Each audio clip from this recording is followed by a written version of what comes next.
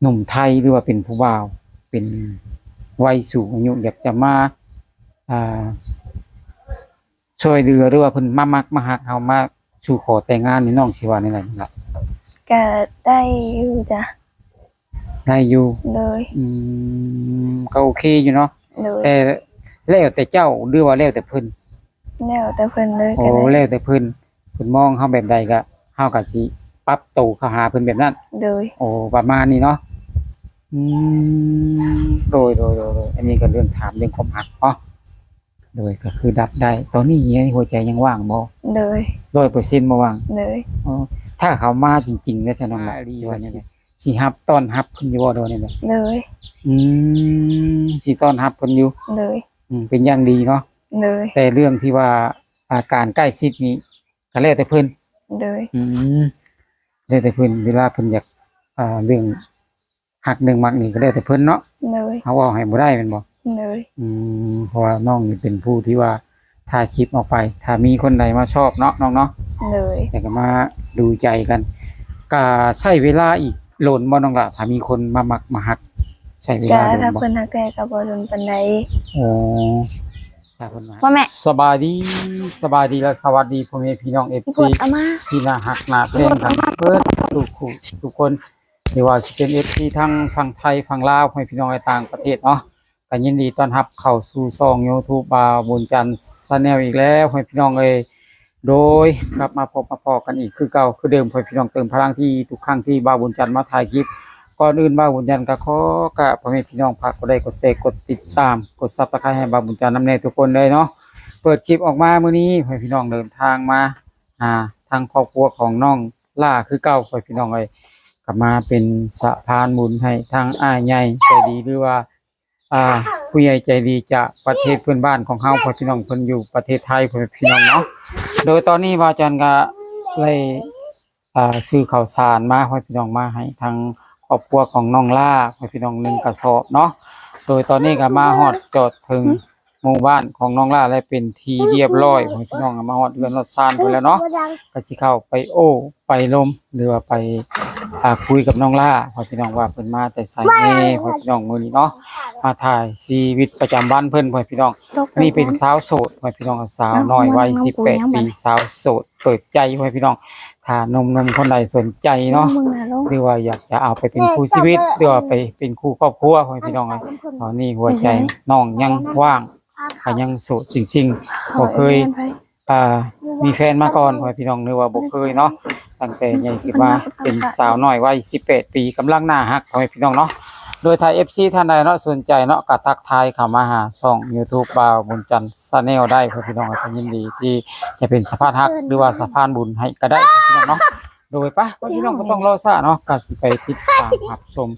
กันเลยพ่อพี่น้องพร้อมๆกันเนาะสวัสดีน้องล่าเนาะโดยคน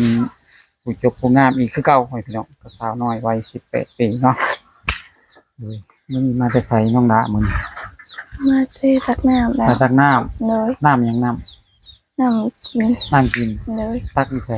ตักอยู่หน้าเพิ่นไก่วะเจอหาบมาบ่ได้ใส่รถมาเลยเอายังไปใส่กระตุกน้ำใส่กระตุกน้ำเป็นยังไงคือเป็นยังเป็นโมหานตักเป็นน้ำฉ่างวะมีตะคอไม่มีกระทังบัดนี้มาเช็ดทางโอ้เอาตะคอตักเนาะเอาโยนคุลงไปวะยังมีอยู่เนาะบ้านเฮากันเนาะเป็นยังไงเมื่อยวะน้องล่ะเมื่อยอยู่แห้งวะดึกบ่น้ำดึกบ่อยู่ดึกบ่ดึกปานใดเลยแต่วันนี้ตักจักเที่ยวแล้ววันเที่ยวเดียวมื้อนี่จักเที่ยวน้องล่ะจักมื้อละ2เที่ยวมื้อ2เที่ยวเลยค่ำมื้อละ2เที่ยวนี่ครับยามแดงก็ไปบ่เลยว่าตอนเช้าตอนแดงน้ำใส่ได้ใส่น้ำใส่เด้น้ำใส่กะหาบเอาน้ำใส่กะไปหาบเอาเลยน้ำใส่กะไปหาบมาคือเก่าเนาะน้ำกินกะไปหาบนี่มันยากเลยนี่เนาะไปน้ำลงน้ำไหลบ่มีบ่ซั่นบ่มีบ่เก่ามันมีบ่บ่เก่ามีบ่เก่านี่มีเนาะเลยแต่ว่าเคยใช้ไหลมาแล้วบ่น้องล่ะเค เคยใส่แล้วตอนนี้อะ มันตาย ออนไลน์ตาย เลย ได้ตายได้จักเดือนแล้วน้องล่ะ ได้2 เดือน 3 เดือน ได้2 เดือน 3 เดือนนี้ยังบ่ได้เปลี่ยนหรือซ่อมถ้าสิทำบ่ได้เปลี่ยนบ่ได้ซ่อมเลย เลย โอ้แพงบ่น้องน่ะไหล 1,800 1,800 เลย อ๋อ1,800แล้วสามารถติดตั้งใช้ให้ได้บ่หรือว่ามีแต่เฉพาะในหลังนี่ไหลซื่อ มีเฉพาะใด โอ้ถ้าน้องเอาเงินไปซื้อใดนี่1,800หน่วยหนึง เลย แล้วก็มาต่อเข้ากับก๊อกน้ำ เลย ต่อกับไฟ เลย แล้วค่าสร้างได้ซะน้องล่ะเท่าไหร่ ค่าสร้างก็บ่แพงปานใดให้ลุงเฮ็ดให้ โอ้ให้ลุงเฮ็ดให้ เลย ประมาณเท่าไหร่ค่าสร้าง ค่าสร้างก็ประมาณ300,000 400,000 โอ้ เพิ่นให้ 3 4 0ก็สิตกอยู่ประมาณ500 บาทเนาะ เลย โดยทางเรือนน้องตอนนี้ยังบ่มีไหลใช้ยังบ่มีน้ำใช้อยู่เนาะ เลย เป็นยังไงน้องหลายอยากได้บ่ อยากได้ ได้มาซอยให้เฮาอีกเทื่อนึงเนาะ โดย เพราะว่าตอนนี้นี่น้องล่านี่ไปตักน้ำสางอยู่ทงไก่ประมาณจักลักน้องล่ะ น้องนี่น้องบ่ฮู้ โอ้บ่ได้วัดมา เลย เวลาไปมีหมู่ไปว่าน้องล่ะมี เลย เจ้าไปกับไผส่วนใหญ่ ไปกับอันลูกป้า โอ้ลูกป้าไปกับลูกป้าเนาะ เลย อย่างนี้จะสิไปกับลูกป้า ถ้ามีทางนั้นหนุ่มไทยหรือว่าเป็นผู้บ่าว เป็นวัยสูงอายุอยากจะมาช่วยเหลือหรือว่าเพิ่นมามักมาฮักเฮามาสู่ขอแต่งงานนี่น้องสิว่าในไหนล่ะ ก็ได้อยู่จ้ะ ได้อยู่ เลย ก็โอเคอยู่เนาะ เลย แต่แล้วแต่เจ้าหรือว่าแล้วแต่เพิ่น แล้วแต่เพิ่นเลย โอ้ ก็ได้ แล้วแต่เพิ่นมองเฮาแบบใดก็เฮาก็สิปรับตัวเข้าหาเพิ่นแบบนั้น เลย โอ้ประมาณนี้เนาะโดยอันนี้ก็เรื่องถามเรื่องความหักเนาะโดยก็คือดับได้ ตอนนี้หัวใจยังว่างบ่ เลย 100%บ่ว่าง เลย อ๋อถ้าเขามาจริงๆแล้วซะน้องล่ะสิว่าแนวใด นี่น้องก็บ่ฮู้ เอ้าเจะต้องฮู้ถ้าหากเพิ่นมาอีหลีก็สิรับต้อนรับเพิ่นอยู่บ่โดนนี่แหละ เลย สิต้อนรับเพิ่นอยู่ เลย เป็นอย่างดีเนาะ เลย แต่เรื่องที่ว่าอาการใกล้ชิดนี้ก็แล้วแต่เพิ่น เลย แล้วแต่เพิ่นเวลาเพิ่นอยากเรื่องหักเรื่องมักนี่ก็แล้วแต่เพิ่นเนาะ เลย เฮาเว้าให้บ่ได้แม่นบ่ เลย เพราะว่าน้องนี่เป็นผู้ที่ว่า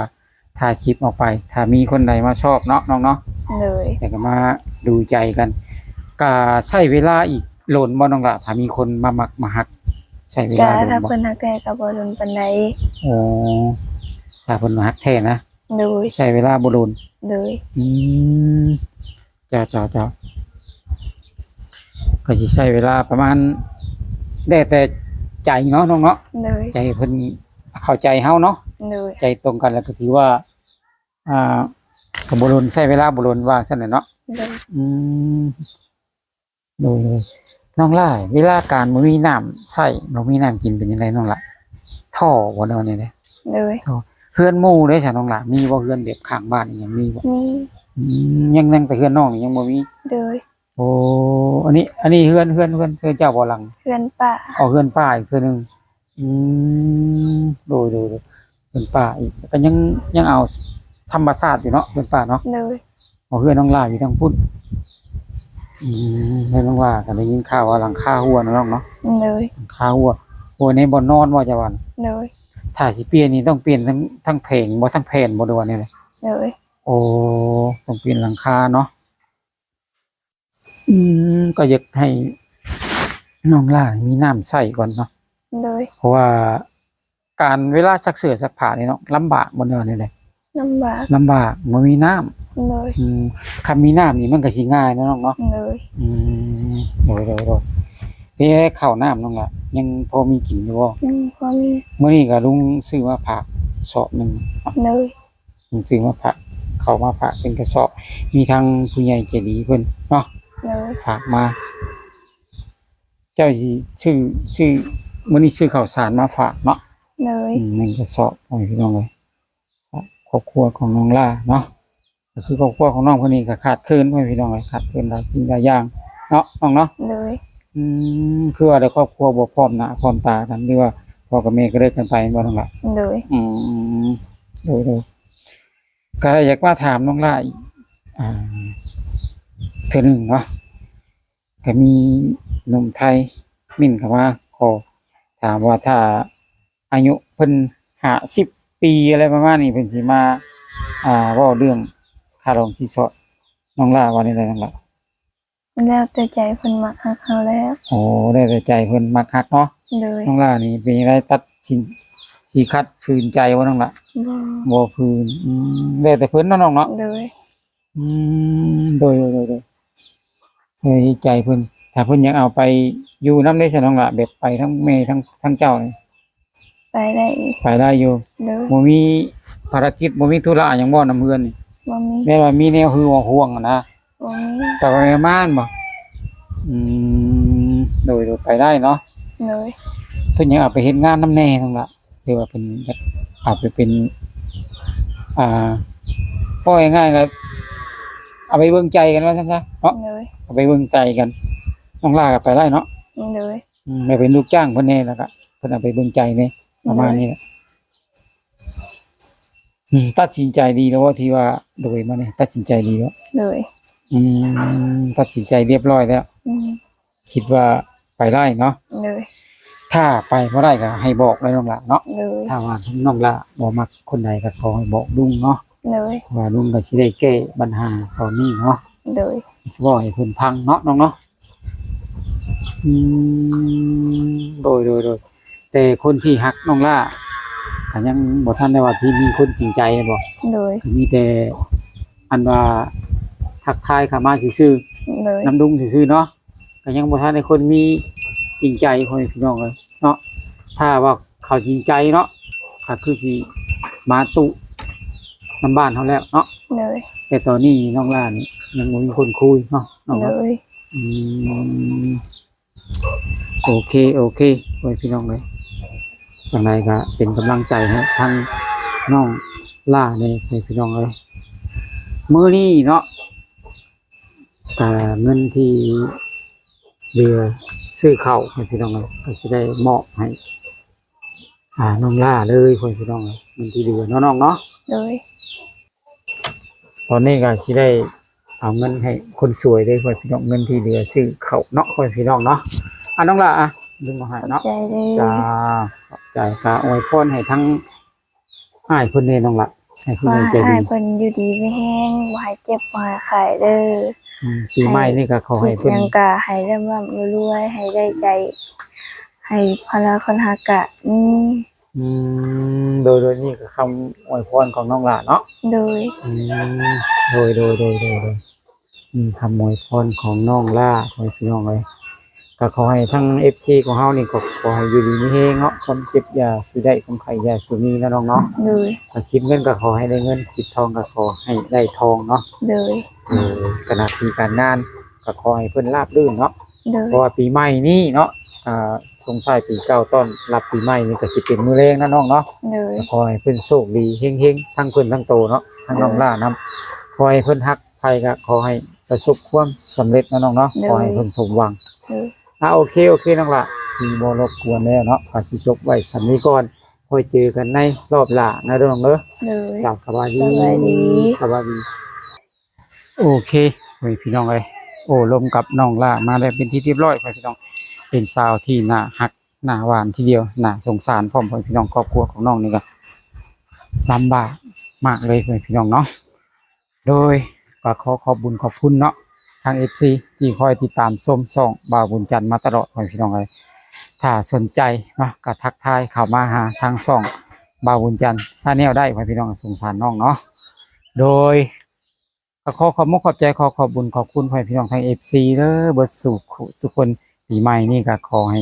อยู่ดีมีแฮงเนาะความเจ็บอย่าสิได้ความไข้อย่าสิมี